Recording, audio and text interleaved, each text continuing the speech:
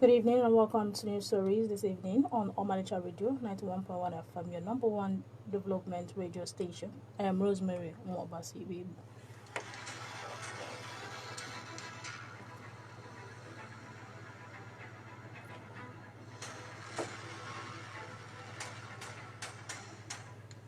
The headlines: Rising costs squeeze small business as retail traders seek government intervention.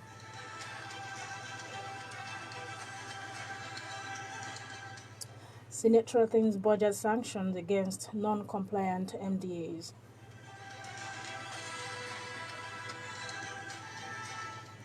World Bank warns of global economic slowdown. AFCON preparations.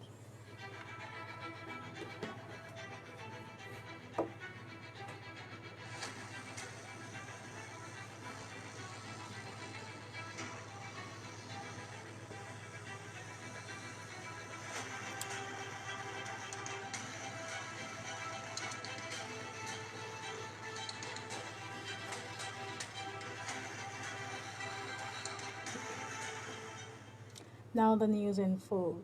Small business owners have continued to lament the impact of the rising cost of living on their operations, saying increasing prices of goods are reducing sales and making it difficult to sustain their business. Speaking with Omalicha FM's correspondent Ejiro Olusegun, a retail trader and business entrepreneur, Ms. Stella Ejimado, who deals in provisions and other household items at Ozarawala, said many customers now buy fewer items or leave without making purchases because of the high cost of goods.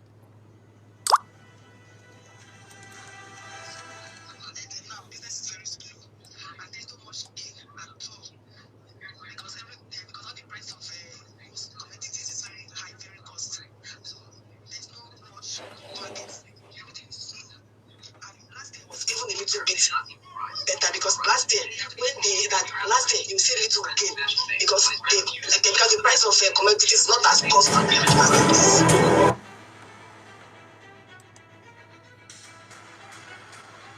She explained that products which previously sold for about 1,000 naira now cost between 1,500 and 1,800 naira. A situation, she said, has affected both traders and customers, with business owners recording lower sales and families struggling to afford basic necessities.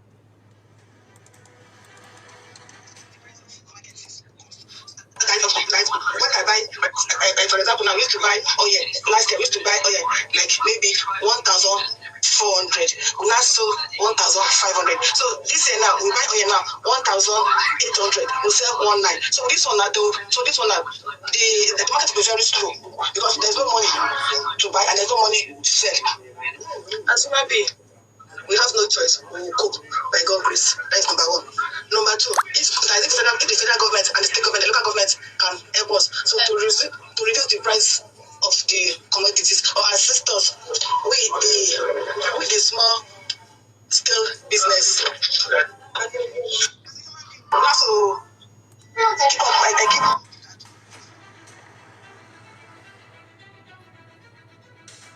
Mr. Stella appealed to the federal government and state government to implement policies that would reduce the prices of essential commodities, improve the business environment for small enterprises, and ease the economic hardship facing Nigerians.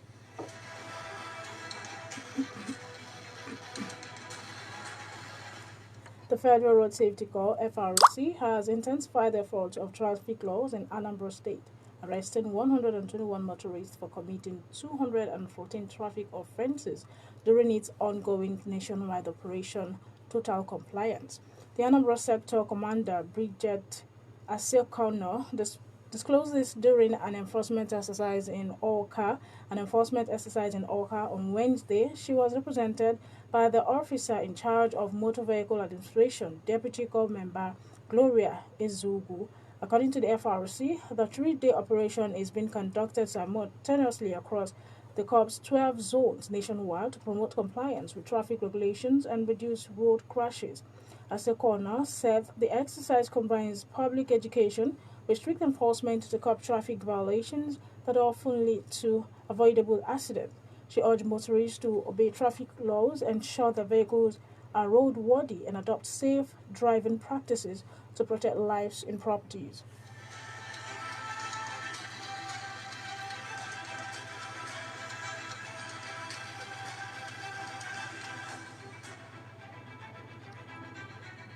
The Senate has warned the ministries, departments, and agencies of government that failure to implement its resolutions could attract budgetary sanctions. The warning followed a report by the Senate Committee on Legislative Compliance, which revealed that several agencies had failed to act on resolutions passed by the upper chambers or provide update on their implementation. Chairman of the committee, Senator Musa Maidoki Gaba, said the situation undermines the oversight role of the National Assembly and called for stronger compliance by government institutions. Senate President Godswill Akpabio during the plenary urged lawmakers to consider the committee's recommendations, stressing the need for government agencies to respect legislative directives and improve accountability.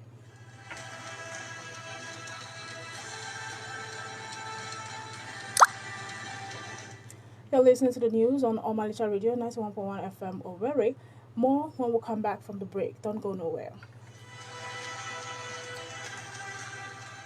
When news breaks, Omalicha 91.1 breaks in.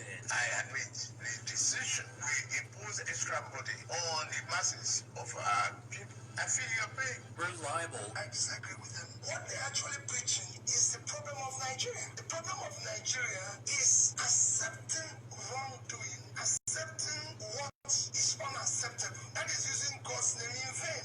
And accurate. I had the opportunity to speak with the president on the issues of security in Imo State. Listen to Omalicha News 8 a.m. and 6 p.m. Monday to Friday, 8 a.m. Saturday and Sunday for the latest local and international news on Omalicha 91.1 Owerri. All these institutions, we need to reform. They need purging, overhauling, and reformation. Omalicha News, news you can trust.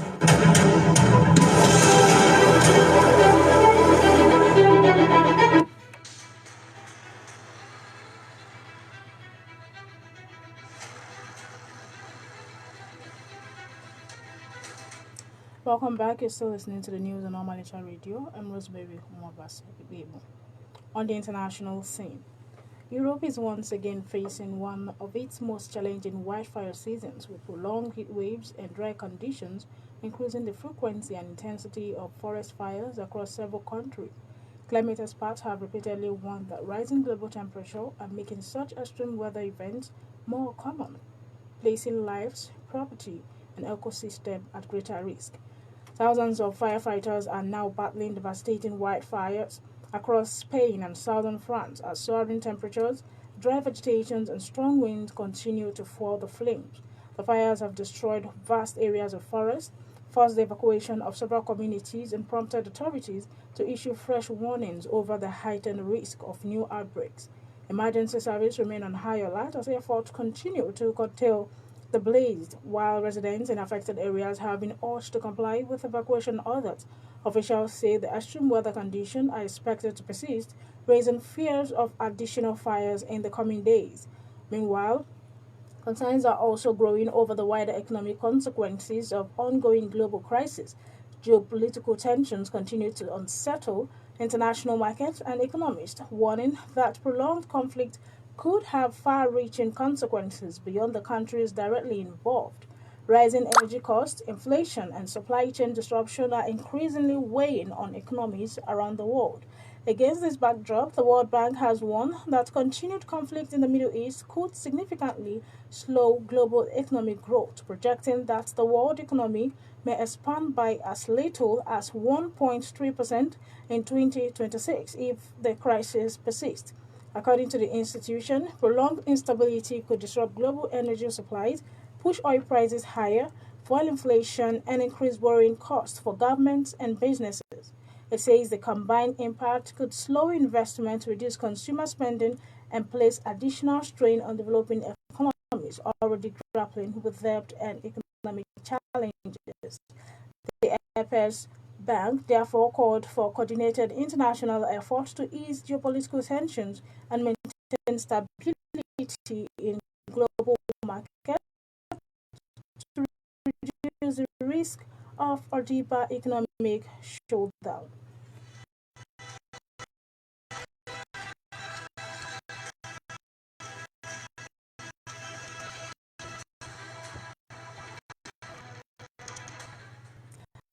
Defending Nigeria Super Falcons step up preparation for 2026 African Cup of Nations in Morocco as the countdown to the tournament continues. The team's preparation received a boost with the arrival of a defender, Michel Alozie, at the training camp in Casablanca, increasing the number of players in the camp to 22, according to reports from the team's base. 3 players are still being awaited to complete the squad. Head coach Justin Madugu has expressed confidence in the team's readiness, saying the players are responding well to training as they intensify preparations to defend the continental title.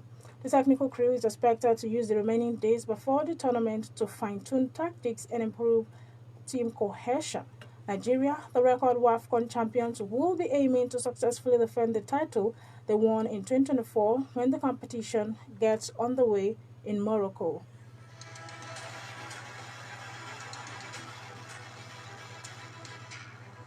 Still on sport, the maiden Onodash Imo State University Unity Cup, organized by One in partnership with the Imo State Ministry of Sports to promote unity, youth development, and sporting excellence among tertiary institutions, will conclude on Friday, tomorrow, with Imo State University taking on Alvaro University of Education AFUE in the final at Ayam Stadium. The final is scheduled to kick off at 2 p.m. with the champions set to receive the trophy and a cash prize of 1 million naira. Federal University of Technology, Futo, and Federal Polytechnic into the final after the came to 5 nights, 1-1 draw in regulation. Ahead of the finals to go Lisbon race with the triples while Madu Gem and our two. The ceremony will also feature athletes, including race and 100-meter sprint.